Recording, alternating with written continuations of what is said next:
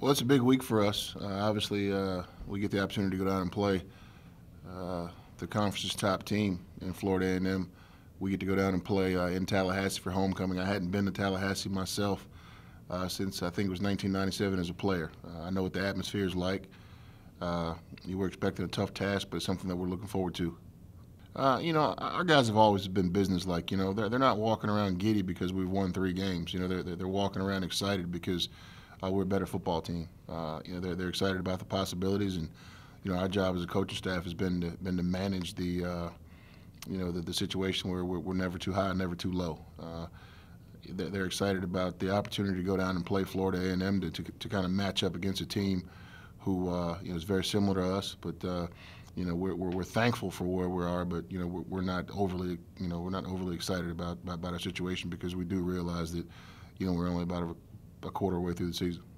I think we have one of the better defenses in the conference. I think we have the ability, if we play like we're supposed to play, to stop people. And it's not our goal to beat someone 54-53. It's our goal to win football games, but it's not by any stretch of the imagination do we plan on giving up 50 points. If it took that to win the game, we think we're capable of doing it. But we want to play sound defense, stop the run, and play special teams. Well, you can't let Ryan Stanley sit back there and pat the ball and throw deep. They've got good wideouts, really good backs. I liked the backs last year when they were here. I thought they had some of the better backs in the league, and they do have kids that have the ability to hit the home run. But we have kids on defense that have the ability to stop the run and cover people in the pass game and generate turnovers. So it's going to be a matchup of wills, and they're going to make some plays, and we're going to make some plays. It's just, it's our job if we win the football game to get some stops.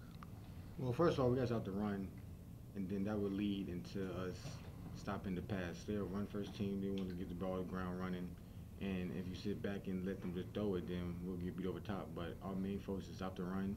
Once we close that out, they're going to try to pass it, then we're going to go to stop the pass. So we got to be disciplined, play sound, and do our job, and we'll get the job done. Well, everybody just do their job. Everybody do their 111, as we say. Everybody just focus on their own assignment. Don't try to do too much. Don't try to do too little to do exactly what we're supposed to do. And as a cohesive unit, it will all work itself out. I can say that I progressed a lot, but my game is not to my best of ability yet. I'm just getting better each and every day. So each day is me getting better. Yeah, a lot. Get on me a lot about it, but it's like I'll learn it. If I mess it up right then and there, he'll get on me, or somebody get on me, and I'll try to fix it right then and there. A bunch of zone coverage. Just have to hit the holes in the coverage. That's it. I mean, as a whole unit, I'm impressed with our whole defense. It's not hard to single out a single person of who's doing good and who's doing bad because that's not that's not our philosophy. I think everybody on the defense contributes to what they're supposed to do, and it leads to good wins and good defense. Like you said, that's our philosophy. Everybody's doing their job. Everybody's stepping up, making big plays. Some people that didn't get that many snaps last year, getting snaps this year, coming up big. Some people that played last year, coming up big again this year. So just everybody. Well, this transition to defense has started last year during the season, and I've realized that making that change would benefit myself and the team in the future. So that started doing last year, then it led to the spring. Now we're here. So I think the transition is in full effect of me being a defensive player. But I think what carried over from offense is my ability to read the offense and know what's going on from being a quarterback. So having that perspective of being a quarterback, I know and I see certain things that other people might not because I know offenses and I can read it better and have better play recognition. I don't know that there's any one thing you can take advantage of. They're a good football team. They're good at all 3 levels. They're well coordinated. They're sound. More so than just taking advantage of any of their weaknesses. We've got to try to find ways to run the ball and ways to throw the ball. We do what we do on offense. We're not going to come out and all of a sudden run the triple option this week. We're going to continue to do what we do and take advantage of the things we have the opportunity to take advantage of. I think he's just forced to spend more time around me since I'm coaching the quarterbacks and calling plays. But he's done a tremendous job of managing our situation. He's the leader in the quarterback room. He's trying his best to lead our offense. I'm always on him about preparation. And one thing he said just now, he's a quick fix. He doesn't make the same mistake twice over and over again. You can see the maturation in him, and he wants to win. He's a competitor. I don't have to worry about him showing up ready to practice and having a good time every day. Always has a positive attitude and does everything we ask him to do. For the first time this year, I went to his house and ate with his wife and his son. So that was big. Probably do it again soon.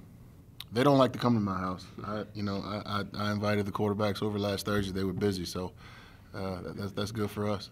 But my son Chase is a huge Pootie fan, and so sometimes we have to call Pootie at night, so Chase can have certain comments with him because they share certain dialogues that we won't talk about. Well, Tyre has accepted the challenge. Obviously we expected to have KJ there. Our best offensive lineman coming to training camp, that didn't work out. And, it was a next man up mentality. And he's in a weekly competition, and he knows it. And he's a prideful young man, and he's done a tremendous job. He's still a work in progress. He still has to be better, and he still has to be more consistent. But he's stepped up in a major way, and he's a huge part of our success. Well, I've said it all the time. There are a lot of good coaches and a lot of good football players in the MEAC, and it's still an early season. I don't think that anyone is unseated A&T yet. They have a conference loss, but at the end of the day, A&T is the reigning conference champion. But what I think that we've all done as a conference is we've gone out and we've recruited better. The schools have invested in their programs and their coaching staffs to put the entire conference in a situation to be competitive nationally, and I think that means more than anything else.